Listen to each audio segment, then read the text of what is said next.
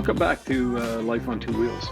So this video is a technical presentation, and I know those can suck, but I'm going to wrap that around or give it some context by explaining how it relates to what I love to do. And so the main thing about YouTube is that it really gives me an opportunity to be creative and to communicate in a creative way. That's really unparalleled. I can't get the same fulfillment out of writing the way I would normally do on a blog. It really is really amazing. So the problem with YouTube is that producing videos is really, really complicated. Now, I've been filming since camcorders were a thing, recording my kids' birthdays, soccer games, stuff like that. So it's not the taking movies part that's complex, really. The complexity starts in production. Once you've got all these film clips and photos and stuff like that, and you want to string them together into a story, a narrative that doesn't completely suck. And that is very, very complicated. And so any chance I can get to simplify the process is, plays a huge, huge bonus.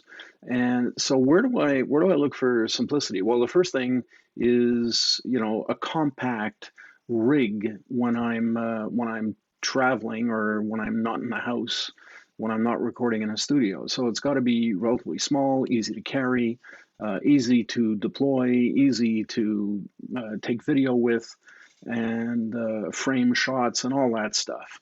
And I started off with an iPod, and that was a problem. Relatively speaking, it was relatively complex when I was outdoors and when I was traveling and stuff like that.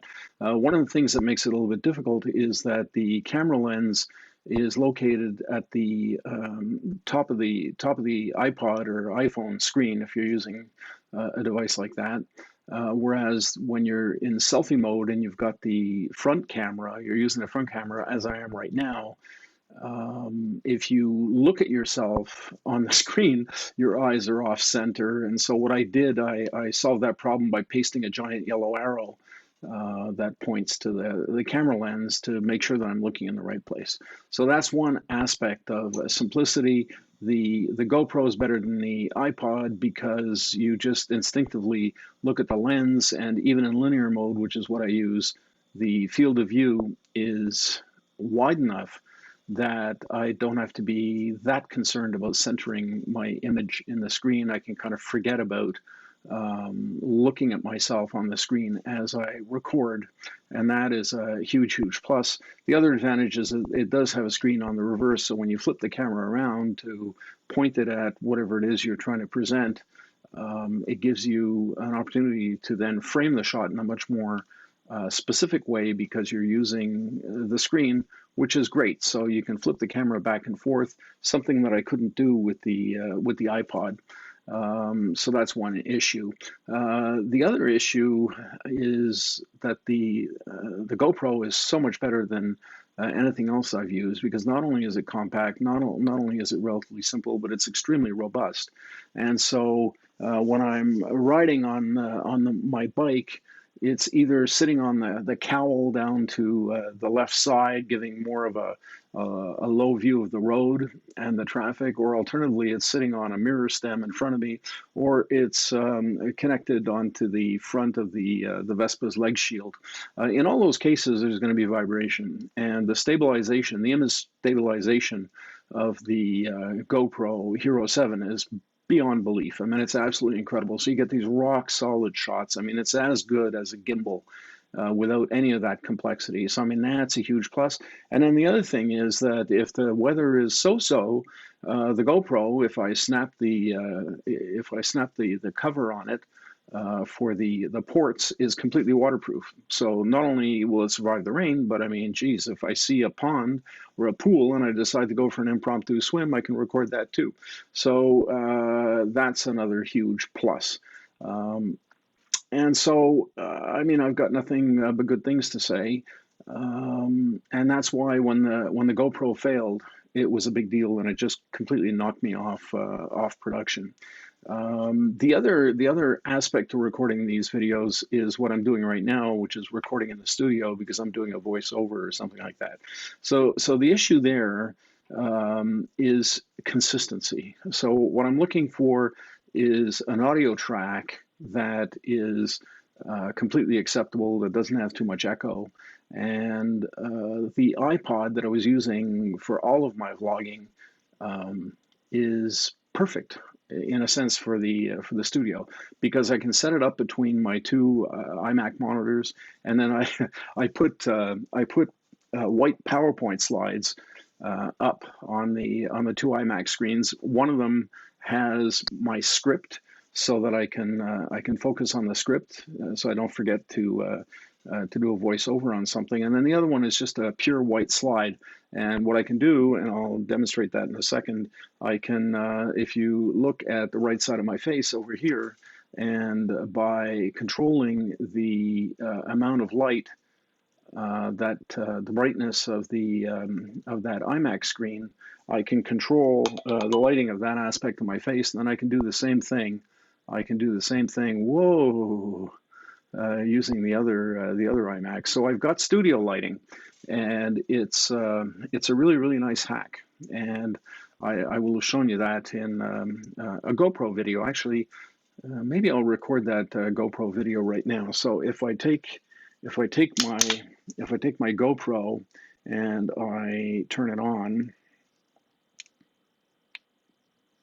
which I think it'll do. It's a little bit slow, but eventually it connects. So there, now it's connected. So you can see the plain PowerPoint slide with nothing on it, and you can see the PowerPoint slide on the other screen, and those screens are acting as lights, studio lighting, which is really cool. And then I've got my desk lamp, and I can kind of play with that a little bit by raising or lowering that just for a little bit of light fill. And this gives me a great setup. And to give you a wider shot, you'll notice that as I step away from my studio, you can still hear me, and the audio has stayed pretty much the same. I can give you a little 10-second studio tour here, and back out of my office, and the audio track is absolutely constant, which is a huge bonus. And I can do that because the audio problem in terms of recording audio is solved by what? It's solved by an AirPod that just sits in my ear, and the whole thing is wireless. And the Apple AirPods have some amazing sound technology built into them. And so I get a relatively non-echo recording in the studio, which is a huge bonus. So I'll turn this off. And in terms of explaining a little bit more, providing a little bit more detail on my studio setup. Okay, hold on a second. On my studio setup, one of the challenges with the GoPro is you need an external microphone. And what I began to use with the GoPro was exactly the same setup that I was using with the iPod. So I was using a Rode Lav Plus lavalier microphone, and the Rode mics are absolutely incredible. And in order to use that mic with the GoPro dongle or mic attachment, I needed to have an adapter, because the Lav Plus, or the microphones that the Apple products use, have to be 3-ring plugs, so TRRS, as opposed to 2-ring plugs, which is the normal kind of miniature plug configuration, which is anyway TRS. And so you need a TRS to TRRS adapter. from Rode to make it work with the GoPro. So all of that leads to a kind of a dangly mess of wires, stuff swinging around, and it's not a great solution. And that's ultimately what I believe killed my first GoPro, because that USB-C port has nothing to support it where it plugs into the camera, and then you've got the dingly dangly swingy wingy dongle, plus the microphone cord and the whole thing swinging around, and then you take that and you kind of stuff it in the bag, or you put it in the trunk of your scooter or whatnot, and eventually that whole thing is prone to failure. So in my case, what it did, I thought the dongle had died, but what it turned out was that the camera, USB-C camera port, I believe, had died because it wasn't working in any way, shape, or form. The new setup works just fine, and I'm using in order to avoid all the dangly mess, you'll see that I'm using a metal cage from Ulanzi, and that cage, it's actually two cages. There's a metal cage for the GoPro, and then on top of that, there's a metal cage for the GoPro dongle. And so the whole thing is very secure. And then the final little trick is that the Ulanzi cage has on the side of it has a kind of a support that very, very tightly holds the USB-C plug. And so when you plug it through that support into the port on the camera, it will not budge. It is in there rock solid. So there's not going to be any twisting or any swinging or anything like that that's going to damage that delicate port. And so that's a great solution. And then the other thing is that I bought a kind of a self-contained miniature microphone, and so far that's been really, really great.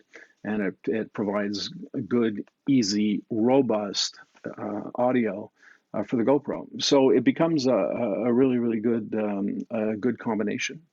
And that's it. With things working this well for me, I've got a whole list of topics. I had a list of topics that I developed over the last couple of years, stuff I wanted to explore in and around Toronto.